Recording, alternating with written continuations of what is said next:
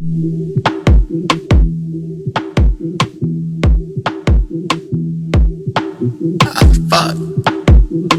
It's time to clock in. Let's go to work. I don't need the iron to straighten them all. They be pressed that I won't fold. She say she need money, well I need a show. Silver lining, then I'm going for gold. I'm to 100, so I'm on go. Say that it's beef, I'm cutting it cold. Breaking news, the new nigga breaking in, and man, he stole the show. I had to level up. This a new chapter in life, man, I got my cheddar up. Tommy Guerrero, man, you boys ain't real enough.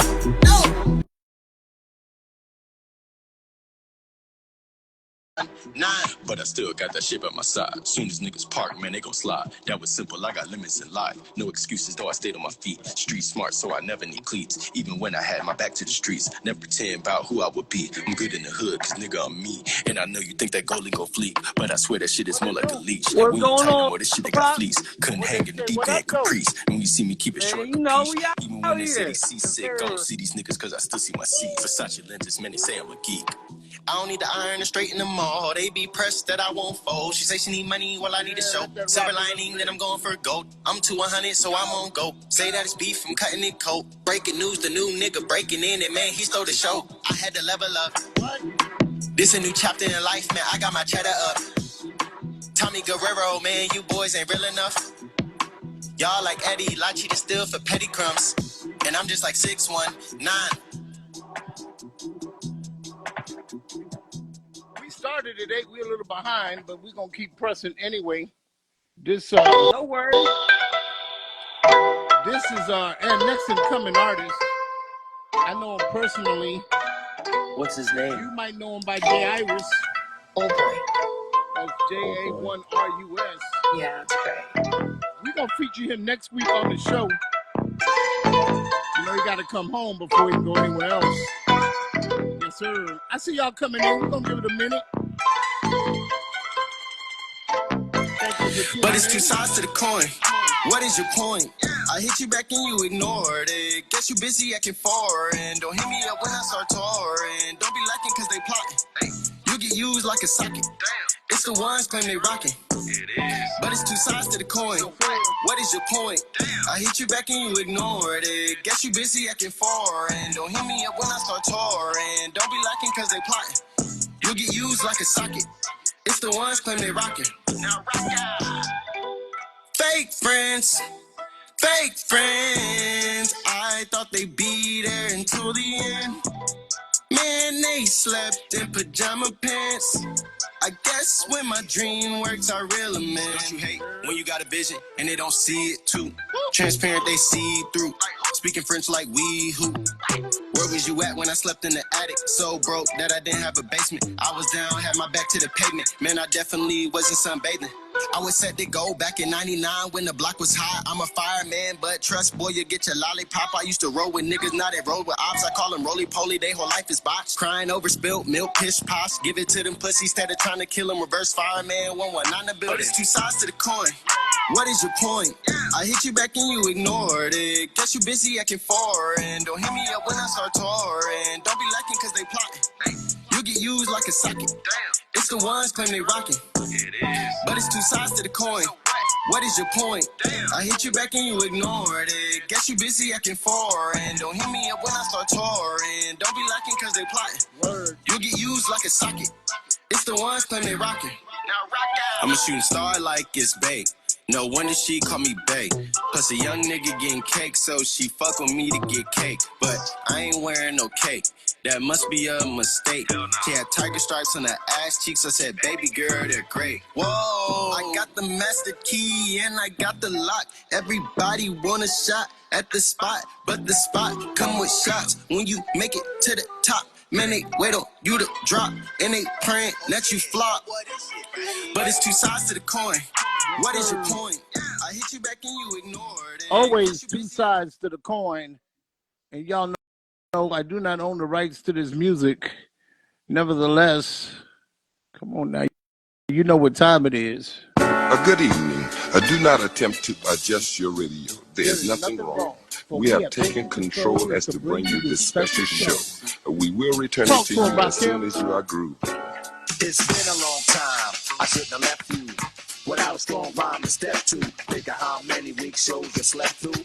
Time's up. I'm sorry I kept you. You know they too young. They don't know Hey, about what's this going on, pop. y'all? This They Pops. I don't know just nothing wanted to about pop that. in real quick. Hey, play our words. Pops from Pops Gems. You know, coming up, we got Pops perspective. Let us tell you what it is, tell you what it ain't. Giving you the real, we'll never do the fake. Life is a gift, but sometimes we need guidance. Pop's perspective, always perfect timing. Call that alignment. Yeah, he gon' drop them gems. You know he really him. Is that It's something Cooley? about his confidence that Is lets you know he had the that Cooley? You don't want No, to that's don't beat me there, beat me there. that's Jay Pops Reynolds. perspective, Monday night, Shout 8 out to Jay p.m. Reynolds Eastern for doing the Standard hook Time. for me in the theme songs. Yes, sir. Once again and again and again, it's your boy Pops from Pops Gems. This Pops perspective. We in the place to be, still on time because it's my time. Running just a tad bit late. Like I told you, they got me working. Look, I'm sweating. I don't sweat. They got me sweating, but nevertheless, you got to make that cheddar. As always, we're going to start off the show the right way. We give thanks to God, who's truly the head of our life, who without him, none of this would be possible. Definitely want to acknowledge him in all things. For it says, if you acknowledge him in all things, lean not to your own understanding. I'm probably putting a couple verses together, but he'll lead you in, and guide you. And so we want to give thanks to God. Want to send special shout outs to the Exotic Pops, lefty left hand. I call him lefty left hand. Is Lefty Global. So if you need your Exotic Pops, make sure you hit them up. They out there. Uh, Actually, they moved. I got to get the new address, Poppin' Snacks in Orlando, but they're still at the Shanti, 4400 County Road, 19A, Suite 8A in Mount Dora. So definitely want to send a shout out to them. Seasons. My son Seasons. I'm excited to get him back on the show. He just got back from Texas, where they did a super crump fest, and I call it a crump fest. But they had all the crumpers come down, or a lot of the crumpers come down, and they held classes and stage, and they did battles and things of that nature. So it was definitely an event. And what's up, Juan? And then, of course, you know, he has his own clothesline. He got his own pins. Y'all stay tuned. Pops Gems is coming out with a pin that I'm going to send out to y'all that you could put on there and get some T-shirts made. Say, I listen to Pops Gems. Now, you ain't got to wear it. You wear it if you want to wear it. I'd be happy if you did. But just want to tell the people I thank you, how I appreciate them tuning in. Because like I say all the time is something you can't get back. So make the best time of your time. And that way, when you do look back, you can say that you enjoyed your life. I talked to one lady a little while ago, a couple of days ago, and I told her, I said, do you know why they call today the present? She said, no, why? I said, because it's a gift. And what do you do with gifts? You open them and you enjoy them. So enjoy the day, have fun, live life. I know you got to go to work. Ain't no say, there's nothing wrong with having fun at work. You know, I told them I don't want to work. I want a job. So ain't nothing wrong with having fun at your job. And then it makes work interesting. Plus, a positive attitude is always going to be resonating with other positive attitudes. And then that kind of just makes the day go easier when you can overcome obstacles. I've said this before, maybe kind of getting into the show, but as a runner, as a sprinter, or even as a relay runner, cross country, what have you, you have to stay in your lane. And for hurdlers, you got to learn and train how to jump over hurdles. And in life, and falling in line with tonight's show, you got to stay in your lane, and you have to learn how to jump over the hurdles of life. And that way, when when, when things come at you, you'll be like, "Oh, I trained for this. Jump over it." And that can apply both spiritually and in the secular world. You know, there's a lot of things that people do to study. Bring my man Juan in. There's a lot of things people do to study to take tests. Well, when a teacher gives you the lesson, she What's up, gives you Juan? the welcome Juan. She gives you everything that you'll need to pass the test. And so therefore, you study the lesson. And then when the tests come, you got the answers to the test. Uh, what is it? Can you avoid or run right through the obstacles? Also, yeah, you can, but you get disqualified in the race. And in life, you start running into obstacles, then it holds you up from reaching your end. So you gotta watch out that to everything there is a season and a reason why things happen. So let me get back where I was. Um, Lakai Holmes, we still coming out with our candle. Support her. She has some great scents. For those of you that are into aromatherapy, make sure that you follow her. And then, of course, am I my brother's keeper? Now we can't go through the show without commenting on my brother's keeper. It's been pressed on my heart. And I just want to take for 10 seconds, those of you that are listening, those of you that are tuned in, focus on somebody that you know needs a special blessing or whatever you call it, favor, luck, I call it a blessing. But focus on that one person, put them in the forefront of your mind. They've probably been on your mind all day. And then just for 10 seconds, I just want you to mention their name to the powers that be. I pray to God, Jesus, the Christ, the Christos, the Messiah, but whatever you feel is going to send them good fortune. So 10, 9, 8, 7, 6, 5, 4, 3, 2, 1. All right, somebody got their phone on. You may need to mute it a little bit. All right, let me back up a couple things. It's a definite blessing for me to be here. And the reason I say that is because last week when I left y'all after Tuesday night, I went to Wednesday. I woke up and I don't know if you could tell, but my face just is still a little swollen. Well, I had a cavity that had broke off and it got infected, and so I went to the emergency room and they gave me some antibiotics. This was a couple of weeks back. They gave me some antibiotics and some medicine and stuff. And, I took it. It went down. It kind of draped while I was at work. Nasty. I'm spitting, trying to talk same time. And then I kept feeling my face and I noticed that it was still a little hard and it hadn't all gone away. I said, well, maybe with time, because it went down considerably. But then last week, I said, there come a time in life when you just got to man up and get this tooth pulled. I don't like dentists. I don't like needles. I'm not too fond of hospitals, but I really hate needles and I hate dentists. Reason being, when I was in Mexico for my job, I had a tooth pulled for $20. And that was it. Yeah, dental work over there. I was like, shoot, you do the whole grill. I can get me a grill. I was trying to get me a grill. But the reason is she came at me, she put like 2 shots of Novocaine, and she says, do you feel this? I'm like, yeah. And then she put 2 more shots of Novocaine. She said, you feel this still? I said, mm-hmm. See, I even told her in Spanish, see, yes. So she put 2 more shots of Novocaine, and she began to tug at the tooth. And the way my tooth grows, the roots were like almost joined together. So she had to saw my tooth in half and pull out one side at a time. Now, mind you, this Mexico, so they're not as elaborate like a regular dental office. Well, shoot, it's any place, but this one they weren't elaborate, and so there were people sitting in the lobby, and there was some kids, and so every time she got to tugging, I was like, ah! She was like, senor, shh. I was like, no, shh. I said it hurt, and every time she pulled, I yell again, and she finally got it out. So from that moment on, I was brusher. I'm flossing. I'm doing everything I can. I'm buying white out to paint my teeth white, make them look good. And so here, years later, the filling fell out. And Juan, you remember back when we was back, he was like, go to the dentist, no problem. We were dependents. We had coverage. We didn't care. And over there, we was young. But anyway, so the filling came out and got infected. And then I took the medicine and I said, let me get this tooth taken out. So I called around because I don't have dental insurance. And I found this one guy, they'll do it in Florida. It's funny, especially Orlando.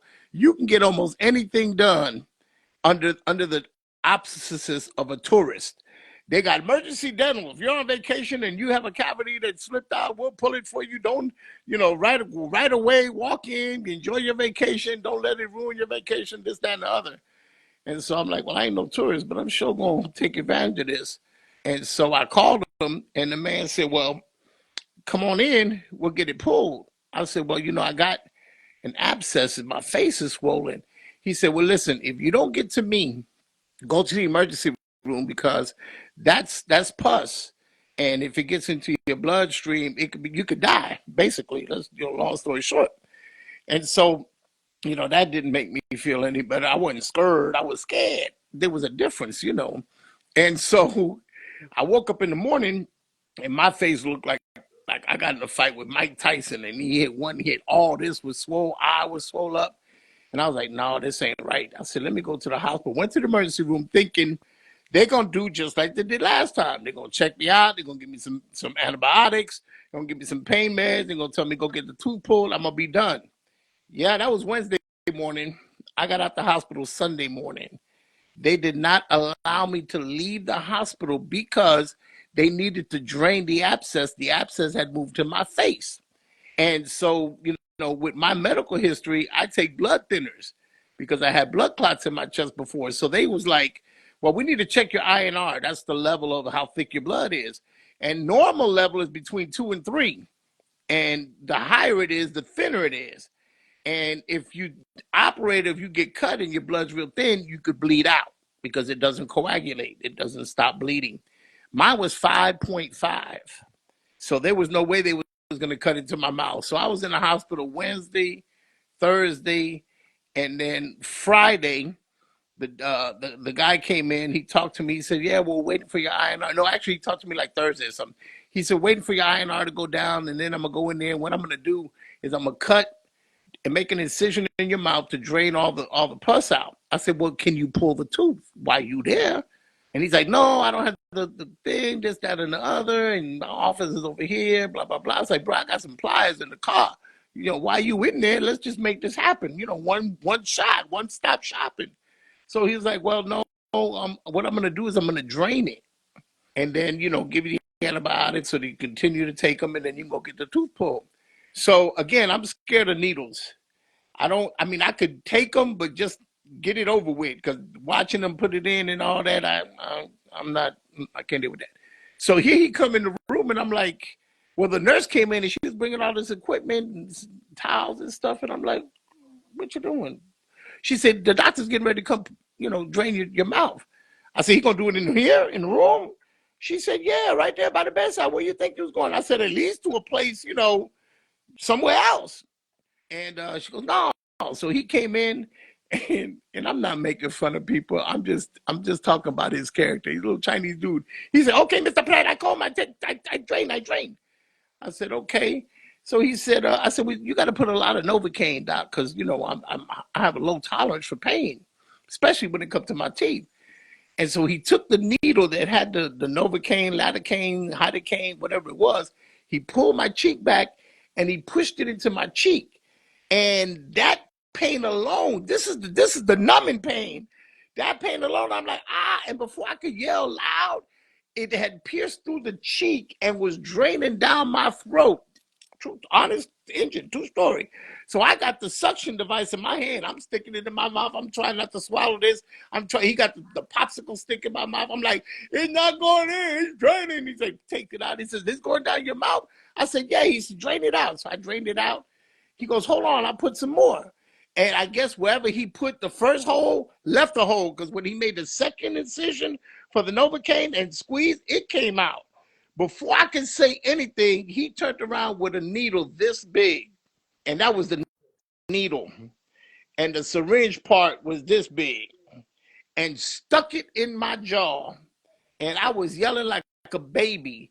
I don't know if those of you in the medical field, but imagine your pinky, the size of your pinky and the circumference of your pinky full of pus that he drained from the tooth.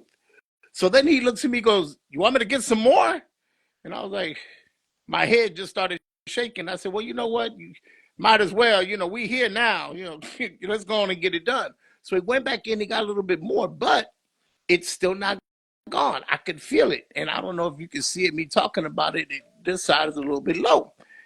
So now I got to find somebody that'll pull it because they finally dropped my INR down to where it's supposed to be.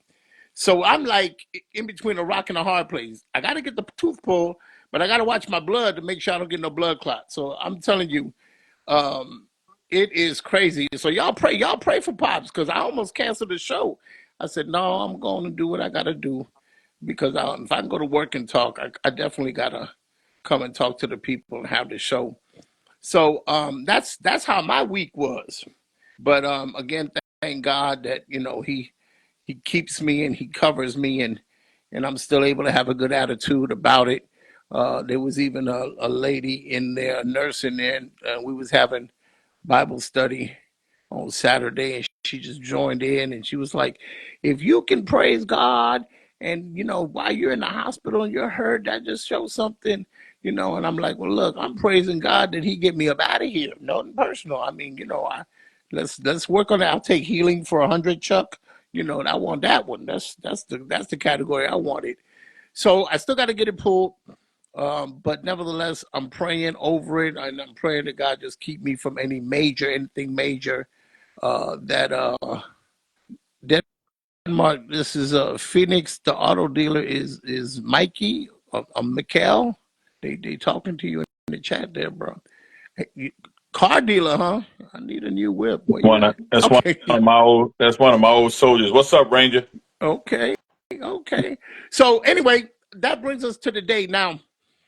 Today we was gonna have my youngest son was supposed to be on the day, but like I said, I haven't all week long. I've been in the hospital. I haven't really promoted nothing. But while I was in there, the Lord put on my heart, man, as a topic: stay in your lane, stay in your lane. And so I just want to talk about some life things. We sit around the coffee table of life, and I have my good friend here. I used to call him Million. He's now Stephen Long Speaks. All rise, Stephen Long Speaks. And then, of course, my high school, my elementary school buddy, good friends to this day, Mr. Jaun Denmark. He joins us here uh, faithfully every week, and we appreciate both of them. They give us input, and they allow the show to be even more interesting.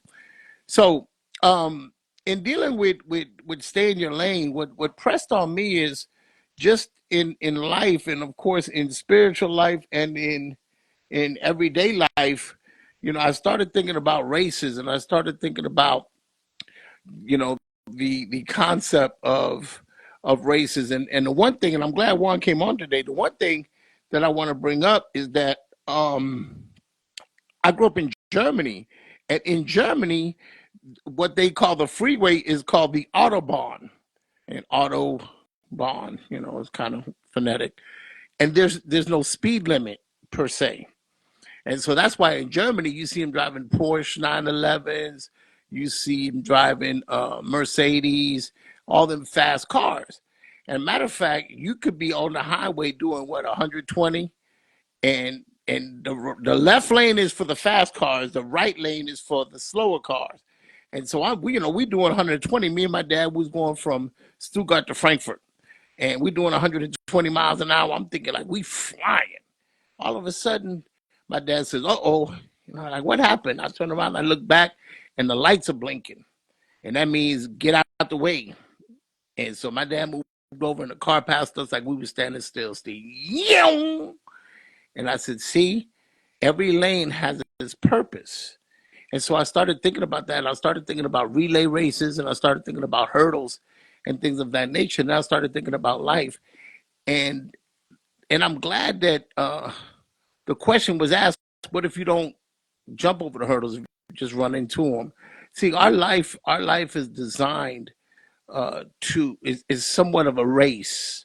And I'm not saying a race like you have to speed to get to the end, because there's some races to see how fast you can run, and then there's some races to see how long you can run. The difference between a cross country, which may be 2.5 miles, versus a 40-yard dash. And you get somebody that runs a 40-yard dash, and they can run quick as I don't know what. But put them in a cross country, and that speed, they'll burn out, and their endurance is not as long as the 40-yard dash because they train for that specific race. And so in life, I was just thinking, because you got a lot of people that they want to get out their lane. They got something going on, and hey, Miss Tay, they got Miss Ingram Ty. I ain't even gonna try to finish that, but they got a lot of things going on in life, and everybody has a purpose. I believe everybody has a purpose in life. You're not just here just because. And so in life, you should seek out your purpose. And when you're seeking out your purpose, you also kind of settle into what kind of race. Everybody's not meant to be like, well, there's nobody designed like anybody else. We're all individuals. We got our own handprints, our own fingerprints, our own feet prints. We are individuals. We all may be in the same race. However, you got to stay in your lane.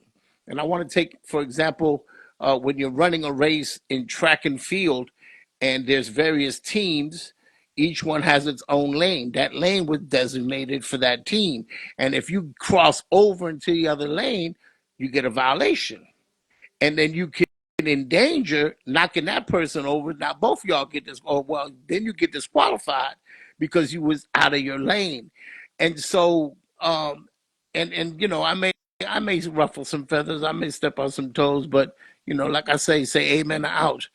But sometimes in life we find ourselves not focused on what the goal that is before us for us to be considered a winner in our race.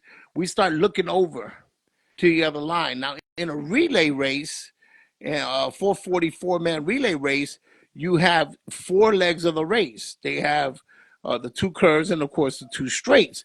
And you train for that specific part of the race. The one, they usually put the fastest one first and the fastest one last. That way they can get a good start and have a strong finish. But when you're running in a relay race, you're moving forward.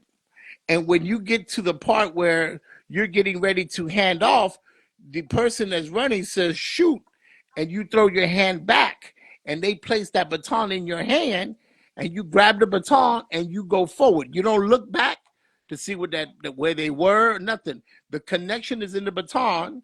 You grab it, and you just focus on staying in your lane and completing either the next leg of the race or the race in its totality.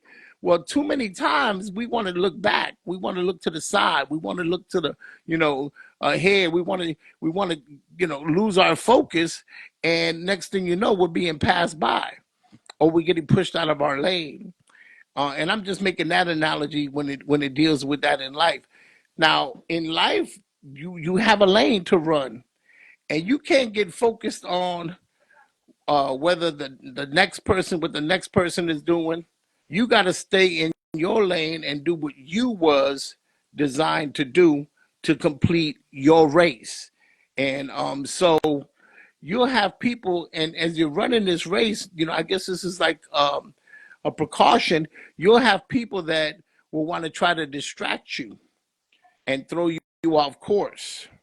And so, you have people that ain't even in the race trying to get your attention from the stands. And it could be like a friend, but what they think they're doing by cheering you on and yelling out your name, they're really distracting you because your focus is supposed to be on running the race. So you can't get moved by the people around you while you're on this journey. You acknowledge the fact that they're there. You invited them to the race. But when it comes time for you to do what you got to do, you got to focus on the mission at hand. So you can't be distracted, and then you got to know what your leg of the race is. So you got to know when to hand it off and when not to hand it off. And there's a friend of mine in here that we're gonna do a show of knowing when to let go, and we're gonna have a topic discussion on that. But so while you're running this race, you have to study the race, be prepared for the obstacles in the race if there are any, and then train and train. And you can't shortcut your training, because the only one that's going to suffer is you or your team. because you didn't put in the work. So when the race came, show day, time to show up, you're not prepared. You haven't studied, you haven't practiced, you haven't perfected yourself for that portion. And too many times people, they get sidetracked by who's in the race, who's running against me. Oh, I can beat them. Your focus should be on what you got to do. Don't worry about the next man. I've also said time in this, if you go up to the race and you don't think you can win, if you're not going in there confident, you might as well not even run the race, because it's a mindset. How many times in school when they call your name over the loudspeaker, and I'm not talking about y'all because y'all never got in trouble, but when they called your name over the loudspeaker, the first thing you said was, "Uh-oh, I'm in trouble. They want me in the principal's office." And our mindset a lot of times is when things happen, we go negative. And instead of that, you don't know what they're calling you into the office for. So you should change your mindset. When you're dealing with people, you're going to find all kinds of people along the edge while you're running this race. There's going to be people that are envious because you're in the race that they want to be in. There's going to be people that are jealous. And what do envious and jealous people do? They try to trip you up. So they try to throw obstacles in your way so that you don't complete the race. Not because of anything else other than they want to be in your shoes. They want to be in your position. And that's why I say you got to stay in your lane and focus on your assignment. So, I want to open up the floor a little bit and get your thoughts, your feedbacks on going through life and the focus that you need to keep to accomplish what you set yourself to accomplish, and not be distracted by, the vicissitudes of life, be they people, be they occurrences, or what have you. So we'll save one for last. Mr. Steve, what are your thoughts on individuality and running races and staying in your lane? So I'm gonna give a couple different perspectives. Because we got Juan in here who is ex-military, right? And then we have the spiritual side of things. We have a couple different aspects, right? So, we'll take it military first, right? You got infantry, right? And that is their design mission. And you have a sniper, and then you got a front line infantry. Like, he's front line, he's shooting, right? A sniper is not going to do what the frontline infantry is going to do, and the frontline infantry is not going to do what the sniper does. So you have to know your role. You have to know the mission that is at hand. Okay, my part in this mission that I'm running is to be frontline on that field, and we going, hey, look, we running this race. Sniper is like, I'm up there and I'm picking them off. Pew, pew, pew. Picking them off, knocking them out, right? They both know their mission. They both know their position on the field.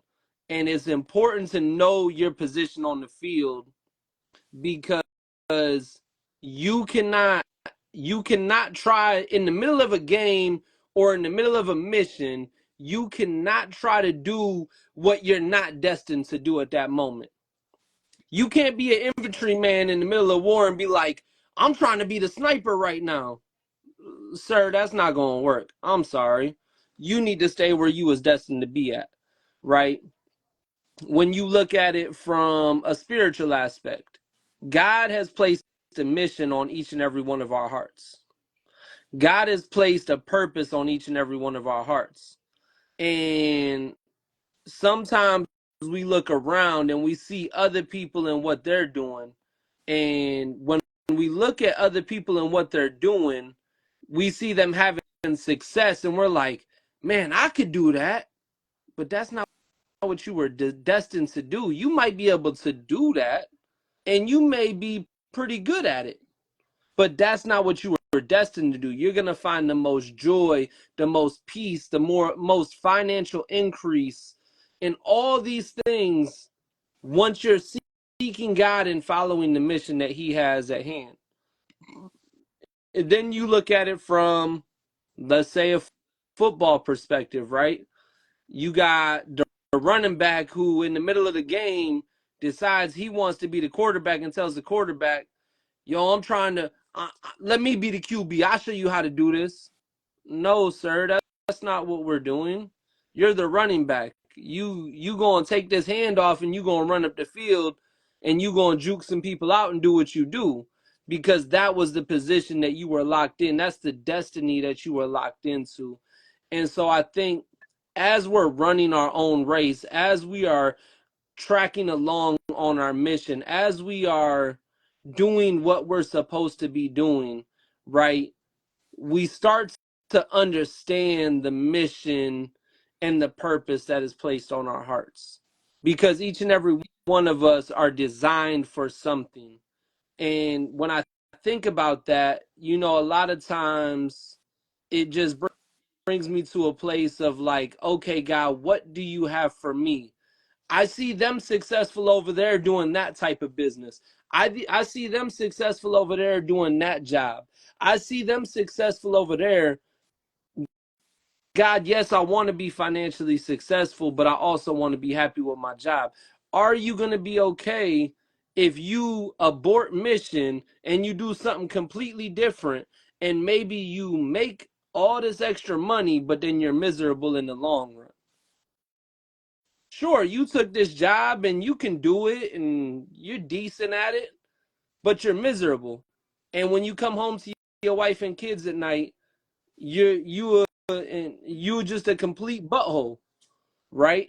Because you're aggravated with work, because it's frustrating, you're not happy, but your family's got this nice house and they got all the food and all the clothes and everything that they want.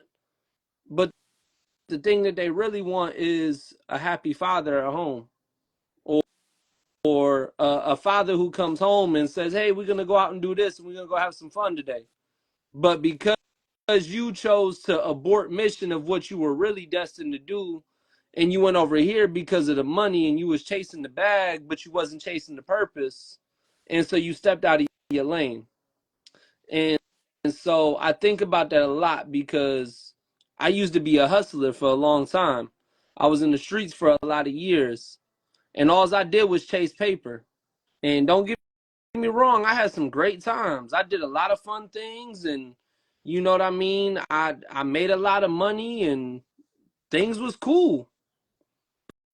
But I was never fulfilled because I was on a constant run. I was on a constant run.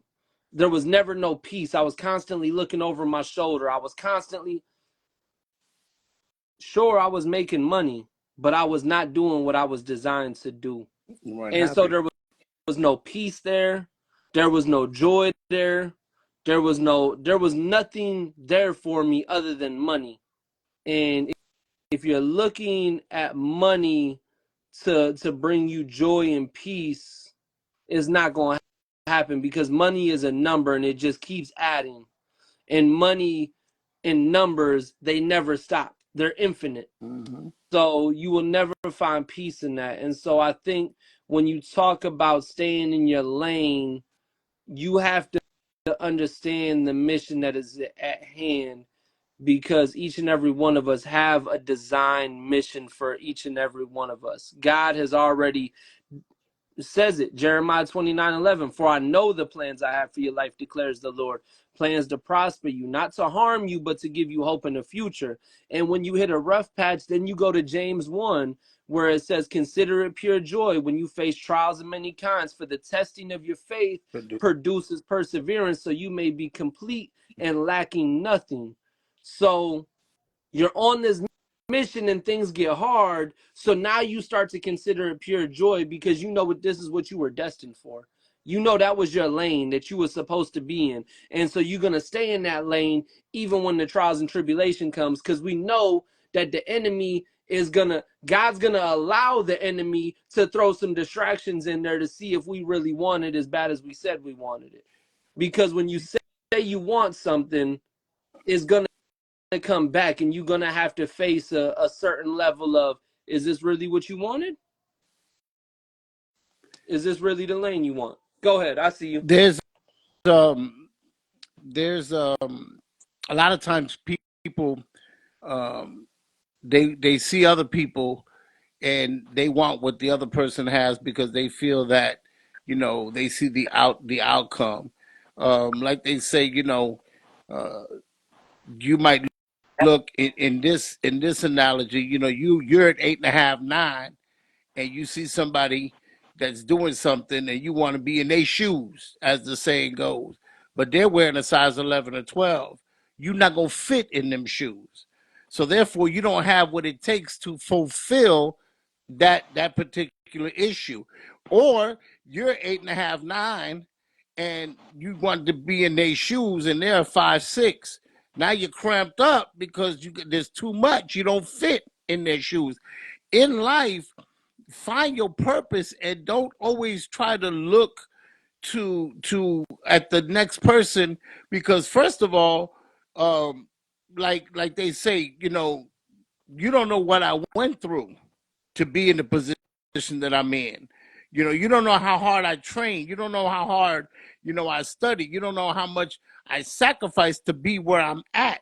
And everybody's life has its own difficulties. I got enough to worry about me. Why am I gonna worry about you? I got enough to get myself down the track. Why am I gonna try to jump in your lane and get in your business? Because then now I'm not focused on what I'm supposed to be doing. I'm focused on what I'm trying to do, and that's not meant for me. Now I got wasted time, and now I got to play catch up not to slip on the mustard. Too many times people, they see things and they want that, and there's nothing wrong with wanting better, but you don't know, you're going down the road of life and you take a side road because you think the grass is greener, and if you just went 2 more miles, you'd have ran into your green grass.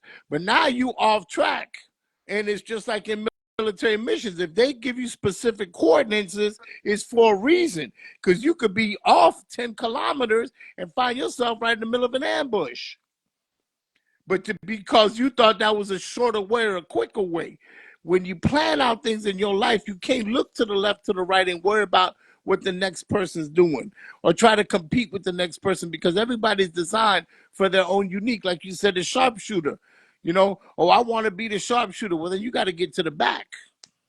You can't be in the front so that you can see what's ahead and you can snipe them out. If you're in the front, you just get you plowing the way so that the person in the back can have an opportunity. So I just think that in this whole thing tonight is don't be so concerned with what the next person's doing, because when you get out of your lane, you affect the team, and that's the overall mission. So while you chasing over here or chasing over there, whatever it is, your team and your family dependent. It's just like people that jump from job to job to job to job. They'll leave one job for 50 cents more an hour and then find out it's 10 times the more work. They were better off where they were. I'm just talking. But if they'd have stayed where they was at, it was more beneficial for them. Talk to the people, Juan. Yeah. Hey, good evening, guys. And you used two great analogies because I can hit both of them, football and the military. But listen, I think we gotta go back to the beginning of all this, and I don't know if they do it these days.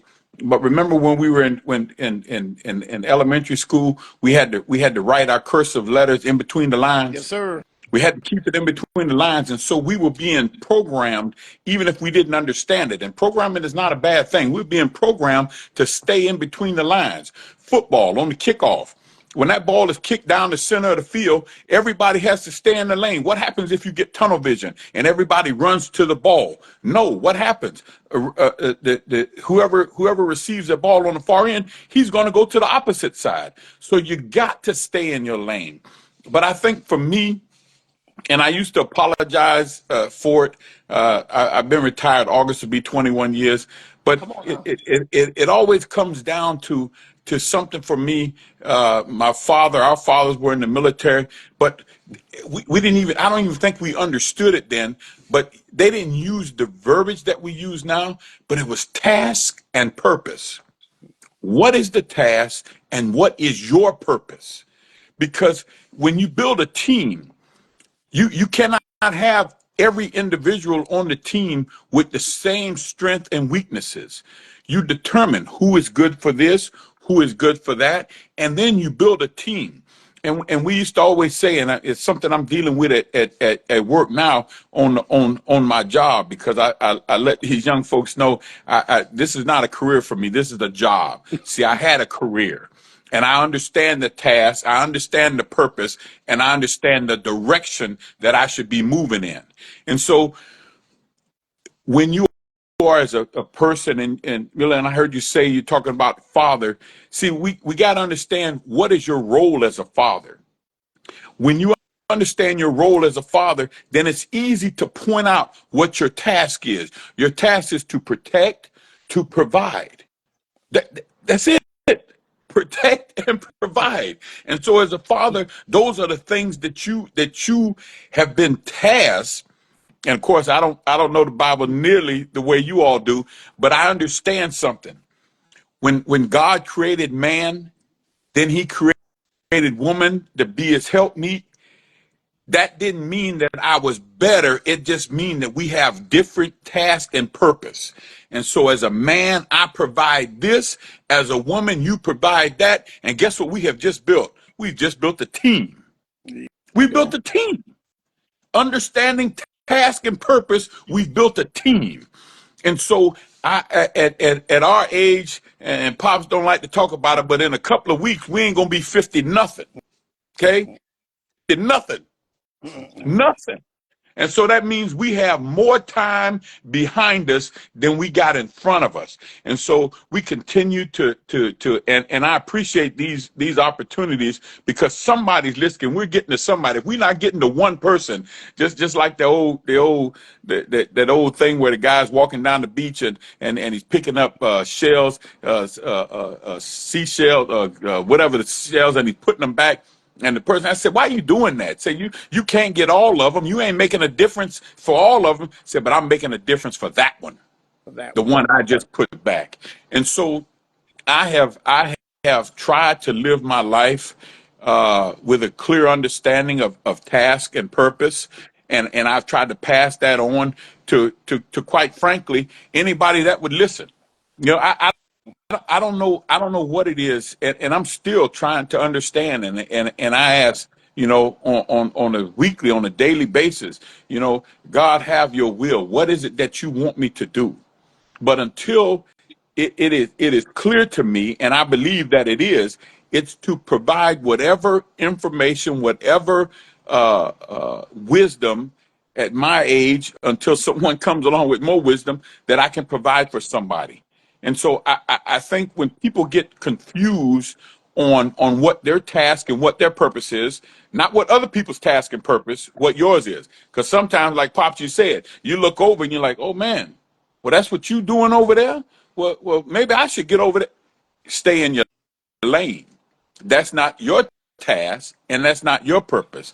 And so I think the sooner as human beings we find out what our task and our purpose is, then it makes it easier to navigate this thing called life. Because listen, sometimes we talk about friends, and we've talked about it on several, on different shows, who's to go with us. And I wanted to say this last time, but all of us have caught buses, and we've caught plenty of buses being in Germany. But there's something about that bus and that bus route. That thing, that bus can pick up a lot of people, but everybody got their own individual stop. And when it's time for you to get off, it's time for you to get off. That's it. And so just because we ride 2 or 3 stops together, it don't mean we're supposed to ride the whole way together. That's it. Sometimes folks it's time for you to get off. This your stop. Yep, yes, sir. This is your stop. You get off right here and you go on. Now, my purpose is to move further down, because my task is a little different than yours. Right. And so I think, and especially these days and I hate to keep beating up on young people, but I think with young people, the quicker they learn and understand, or have pointed out to them to start looking and understanding what their task and purpose is, the more fulfilled their life they will live. Because I see young people, taking their lives and doing these different things, and old people too, but they have this feeling of hopelessness. I'm here in the DMV area, these young kids, 16, 17 years old, shooting and killing down here. And it's like no one has explained to them what their task and purpose is. So they're out here navigating, they're out here running on this track of life in everybody's lane, running all across the line in everybody's lane. You yelling, baton or whatever, and it's not getting passed on. And the reason it's not getting passed on is because there have been no clearly defined lines, no clearly defined task and purpose, and so they just on a track running. And then you know what happens? They get off the track, man. They quit. They stop running, and they just give up on life. And it's sad, really. So I mean, I know I rambled a little bit, but in a nutshell, that is me. It's task and purpose. It's building a team. It's understanding your place. It's understanding, when it's time for, how long on the bus ride you gonna ride, knowing when it's your stop. Right. Because city buses are funny, because sometimes, and God do it to you too. Sometimes, on the city bus line, that joker will go around, and before you know it, it'll loop back around. And then you're like, man, I done fell asleep. Okay. But then sometimes that joker go to out of service. Yep. And you don't want to be on that bus when they go out of service, because guess what happens then? You done missed all the stops. You done missed all the stops. You either done slept your way through it, but when that joker put that, hey, this the last stop, man, out of service. Like, oh my goodness, what happened? Well, you missed it, And I think and I believe that God is very clear when you get on that bus to know where your stop is and when to get off it. He wouldn't let you get on the bus and just ride, because that's a wasted life for you to ride on that bus all those stops, 15 stops, and then to get out of service. Because you was chasing Sometimes. somebody else's goal. You was trying to get off at somebody else's stop. Yeah, sometimes you talking about not getting in trouble. You know better, man. Sometimes we done got on that bus and just rode that joke around and round when we should have been in class, not Yep. understanding our task and Yep. purpose. I'm just saying. And thought we was doing something, having Thought we- fun, and then at the end of the day, when the test came, we couldn't pass it because we didn't study the lesson. That's right. But we sacrificed that, and it's again, the reason that I wanted to just say to people, listen, don't worry about what the next person's doing. You got a mission. When you find out what your task is, and you find out what your purpose is, then you be the best you that you can be. That's it. Don't try to be nobody else, because then you're living a lie. And that's why when it comes to this, you got to decide, when I get in this race, I can't be intimidated by others around me. I have to believe in myself and be confident in what I'm doing. Because see, when you start looking at other people and you start trying to live up to them or be better than them, then you're out your element. And then when you're out your element, you're not doing what you need to do to fulfill your race. What's it, that boy Kali? How do you How find out what your do you purpose find out what your is? purpose is? You That's have my little cousin Malachi. Okay. What I can say to you in that regard is you have to know yourself. In finding your best in you, it'll lead you to your purpose. You understand what I'm saying? So in, like, for example, fast food. I might not be the fastest cook, but I'm good with the drive through because I'm good with numbers. So when I go, I say, hey, I'm good with numbers. Well, then I got to work with money. I'll be best working with money. Not that I can't be a good cook, but I'm a better cashier. And you just got to go find yourself, find out what it is that you want to accomplish, and then see what within yourself, what you have that's going to excel you in that. A lot of people set off on a task and it's not their purpose, and they lose a lot. They waste a lot of time. They don't even sharpen the skills that they're supposed to be using because they're too busy trying to sharpen other skills to be where they think they should be. And society has not given the younger people enough of an example, because the way is the design is to destroy the family. Notice how they lock up men, give women a place to stay, money, Medicare, everything, and the only condition is you can't let that man come back and live with you. See, it's by design. And so you to find out what your purpose is, find out what you're best at. That's gonna be, and when I say don't just, not by any means necessary, because you might be the best hustler, but illegal ways is everything that's done in the dark is gonna come to the light. If you can hustle on the street, you can run a job. The same way you pushing whatever you pushing, you can find a product and push that and make money. And the same way you come up with ideas on how to package it, how to buy it at a lower price, all that's business transactions. You can buy the lowest you can buy wholesale, sell it the highest you can retail, put it in the most attractive, and you're going to market it. All that is nothing but business. It depends on the product. So take that same analogy and apply it to your life. Find out what your niche is. Package it in a way that is going to be presentable, and sell yourself to the highest bidder. And when I mean sell yourself, I talked about this before. When you negotiate for a job, you know what you're bringing to the table. You should know what your self-worth is. If you don't, get on a computer and Google what's the average pay for this position. What are the qualifications? Oh, shoot, I can do that. And if the average pay is that much, then that's the minimum I'm going to ask for. Why should you settle for less when you're qualified for more? And in life, why should you settle for less running a race that you ain't got no business running? Be you. Stay in your lane. Complete your race, because you got a team that's dependent on you. Even if you're the only person in the race, you got a coach, you got a trainer, you got your friends, you got your family. They all want to see you do well. And so if you don't do it for nobody else, do it for yourself and persevere and press harder so that you can cross that finish line. And, you may come in second place. Okay, what does that mean? It means I got to train a little harder. I got to push a little harder. Not in jumping a whole nother thing. Stay where you at and just sharpen your skills. You might start out working in the French fry basket, but master every position. That's why they do in fast food, they do a thing called cross training. So you proficient in the window, but you can work the drive-through like nobody's business. But then one day they got 2 drive-through tellers and they missing a fry person. So they train you on fries when it's slow so that you can be efficient in every position. So you should know every aspect of your race. Some days you got to shut up. Don't do all that talking.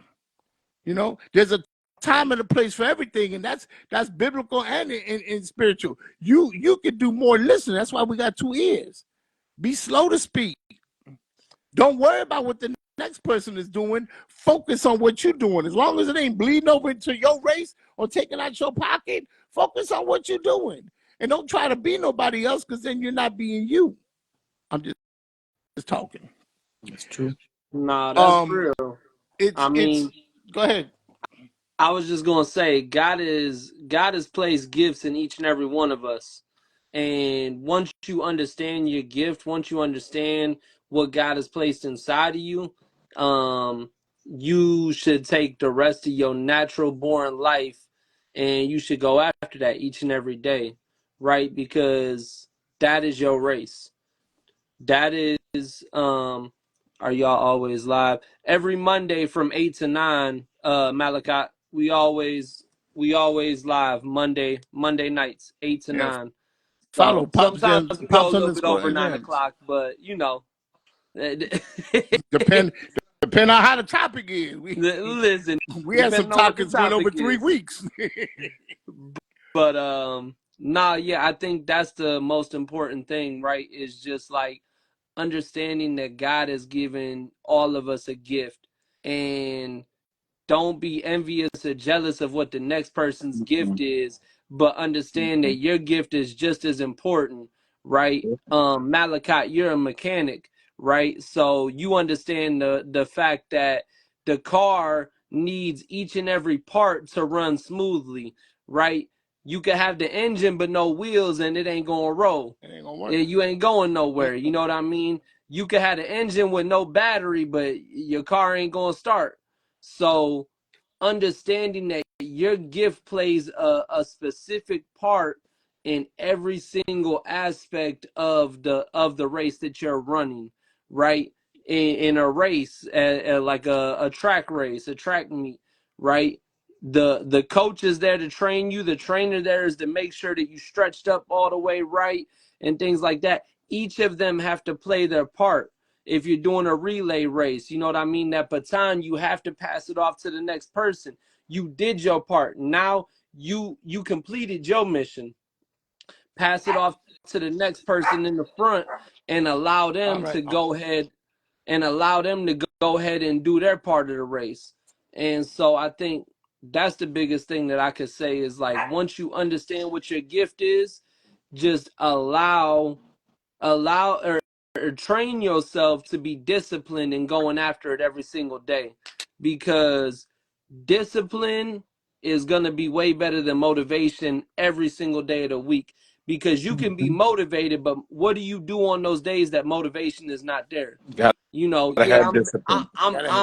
I'm retired million motivation. Now I'm Stephen Long Speaks, but you know,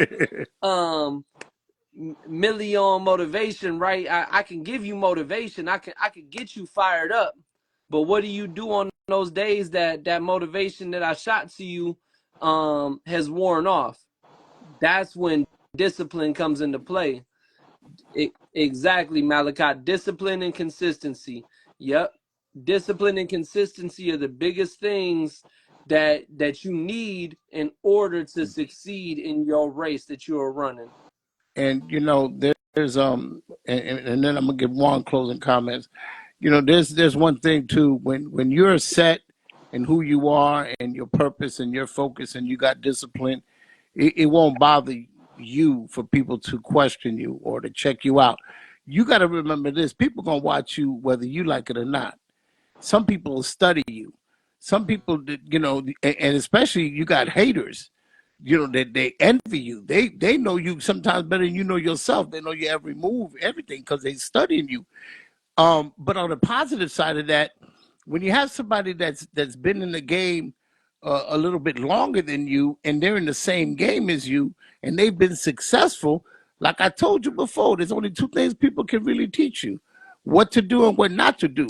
Well, if they're in the same game you in, and they winning, and they come to you and they okay, so you want to be in this game, but well, you know what school? Go to any team, football, basketball, whatever. They want to see your track record, where you're from, what school did you come from, where you graduate from, what's your GPA, how many points you score a game, whatever, what's the most yards you have. They're gonna investigate you. But if you've been running true, you won't get offended when they investigate you, because you real, you stand up. If you say you scored 30 points in the game and you got records to show that, then you ain't got to worry about people checking the book. I scored 30 points. Go check the books. I remember when I was younger, somebody asked me about bowling, and we're a little over time, but we're gonna wrap it up. And so I wanted to be a big shot. Came out my lane. I didn't know nothing about bowling. So the guy was like, "Can you bowl?" I was like, "Yeah, man, I could bowl." Some girders, man. I was trying to show out. And they said, "What's the highest game you ever had?" I said, "420." You can only score 300. That's the most you could score in bowling. But I didn't know that. And so because I was trying to be something that I was not, I got exposed real quick. And they just started laughing. "Oh, 420, you want to bet on that?" And I'm like, "Man, yeah." But again, I was my mind wasn't where it's supposed to be. So even in that, don't get upset for when people want to put your talk to your walk. They want to know about you. I mean, my mother used to tell me all the time, I said, "People talking about me." She said, "Well, as long as they talking about you, that don't worry about that, because they thinking about you. It's when they stop talking about you is when you need to worry, because now you're not in the limelight."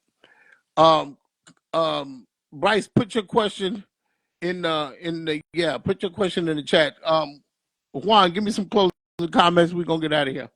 Yeah, no, I mean, to pull it all together, again, I go back to understanding your task and purpose, and just know that, just because you understand it, it doesn't mean that it's going to be easy. Amen. Okay, because as we know, anything that's worth having is never going to be easy. But I can't. I think Malachi. I can't remember who said it. Discipline and consistency. Discipline is consistency. What are you doing when nobody's looking? Because believe it or not, somebody's always looking. For many years, I was I was a bodybuilder, and my son used to ask me, "Well, Daddy, you don't have to skip and go." I said, "No, son, I got to stay on track, because when that curtain opens and you standing there in your speedos, guess what? You can say you did all you want to, Mm-hmm. but once you standing there butt naked, basically in front of God and everybody, all the corners you cut, there it is right there. You can see all of it. So the discipline for me back then was that I was up at 4:15 in the morning. I was Mm-hmm. walking in the gym at 4:45. I was doing my cardio. I was eating like I was supposed to. I was training like I was doing all those things, because the moment that I slip on my discipline, it's going to show. And life is the same. Life is the same way. And we can't be afraid, or we can't be surprised when we are held accountable one way or another. We either gonna answer here or we gonna answer there. But when we are held accountable for our misdeeds, and we got to stay on track. We got to understand tasks. We got to understand purpose, and we got to understand the discipline and the consequences of our actions. And for one way or another, somebody was saying that man-made religion was there to scare to be Jesus out of people. Well, I don't know yet. But what I do know is when you do the right thing, it feels good. How about that? And So and and saying that you that boy Kylie asked the question, why do people that don't do the right thing get rewarded while people that work hard barely see progress? Let me answer that question with a question. Um, have you ever seen rich people that are miserable? It depends on what the reward is.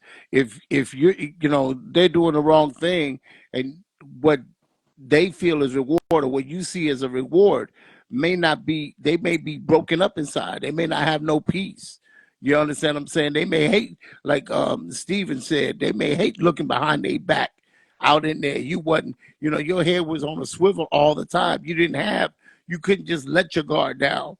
And then you say people that work hard barely see progress. The progress you have to find is self-fulfillment. And when you're disciplined, you may not be able to lift 400 pounds, but when you go to the gym, you're going to start at whatever you can start and work towards that. And you may not be there, but you get content in knowing that today, this week, you're lifting 10 pounds more than you lifted last week. And that's right. that there's wherein your reward is, because you see yourself on your lane, in your lane, with your task and with your purpose, and you're focused, and you know that as long as you keep pushing them up every week, pretty soon you're gonna look back and say 425. Until you leave here, every day you wake up is is is the is the day to become better than you were yesterday. Every day is the day to become better than you were yesterday. I can't remember his name. I think it was it Steve Jobs? That Mm-hmm. guy died 57 years old, the richest man in the world. He couldn't buy 5 minutes. With all the money in the world he had, he could not buy 5 minutes. That should tell all of us something. You wake So when you're up doing what's every day to be better, the next day than you were the last day. And I'm just gonna and when answer real quick, Bryce the kid's question. He yeah, said, "How do I quit religion and just love God and Jesus?" And I responded in the chat, but I'm gonna just elaborate on it. Focus on the relationship, worship Him, read His Word, get in His presence. Don't go into the legalistic side of things. You know what I mean? People want to be very listic. Um, People want to be very legalistic when it comes to religion, and they want to push religion. And you see a lot of posts and a lot of things that say relationship over religion, and that's the true meaning of it, because there's the verse in the Bible that says, I think it's in the book of Matthew, right? It says, when that day comes that we all go to heaven, there's going to be a lot of us that go there and say, Lord, Lord, but didn't I cast out demons in your name? Didn't I do all these things in your name? He specifically talking to believers when he says that, because you have to be a believer to know that you can cast out demons. You have to know something about the religion in order to know that you can cast out demons and heal people, heal the sick, and things of that nature, right? You want to focus on the relationship with them, getting in his presence, hearing his word, doing some fasting, doing a lot of praying and things of that nature. And so you will see that there will be people who are very religious, and then you will see people who will tell you, get a relationship with God. And the thing that I can tell you, Bryce, is if you can lock into a relationship with him, if you can lock into that presence with him, don't worry about the religion side of it. Should you read his word? 100% you should read his word. Should you get in his presence and worship him? 100% you should get in his presence and worship him. That's without a doubt, because when you get into the religious aspect of it, that's when it gets scary. But stay in the relationship aspect of it. Stay locked in on his word. Stay locked in on hearing from him. Like I said, do some fasting, do some praying, and do all of these things, and focus on that relationship with them, because that's where you're going to start to see some of the fruits of your labor start to pour in. And that's the best thing I could say about that question, as far as how do I quit religion and just love God and Jesus. You just focus on him, and you just focus on his word, and you just focus on exactly what he has for you. The word religion, by definition, is just to do something consistently over and over again. And man has, or the spiritual society has placed so many conditions on judging whether you're living for God. If you do this, and or if you don't do that, if you don't baptize in this, and you don't spit at the mouth in that, and this, they got all kind of idiosyncrasies that they made up as proof. But um 2 Timothy 2:15 says, study to show yourself approved unto God, a righteous man needeth not be ashamed, rightly dividing the word of truth. So how do you step out of religion? And just like Stephen said, you got to step into relationship. Because I could sit there and tell the door 500 times you blew, and the door, that's religiously every day I'm telling the door the same thing, but it's not doing nothing. You have to get into a relationship. You understand what I'm saying? And what the relationship comes in is you study his word and let it reveal itself to you. And don't measure that by anything that people have set up as a structure. Like, don't let them give you a certain standard that you have to hit. You'll know when you're in a relationship with God, because he said, my sheep know my voice, and that he is a seeker of those that worship him. He's looking for you to worship him. So stop looking at religion and doing what man says, and you get in the book, you read the Bible, and you open up to God and let him speak to you the way he's going to speak is specifically to you. Because same spirit may speak to Stephen differently to minister where he needs that ministering. Same spirit may come to me and give me different revelation so I can deal with what I have to deal in. It doesn't necessarily mean, I was raised Catholic and they say, oh, you did this? Okay, 3 Hail Marys, 2 Our Fathers, and you're done. No, that's repetition. That's traditionalized. That's institutionalized. That means I can send this. How much do I get for this, that, and the other? Let me count them off. No, but when you get in a relationship with God and you start understanding what it is that he's doing in your life, you'll respect him more. and you'll want to do less that will make him pull away from you. It's not, and I'm gonna do a show on this. It's not worrying about if the devil grabs a hold on you. That's his job. You need to worry about whether God lets go of you, because as long as God got you, the devil can pull all day. But when God lets go of you, that's when you really need to be concerned. I'm just talking. We had, look, 9:15. We had it. Y'all gonna start a whole nother show. The love I have for you two gentlemen for being here tonight. Thank you so much. Thank you so much. Juan, keep your Mondays open. If I don't see you tune in, I know you can't make it.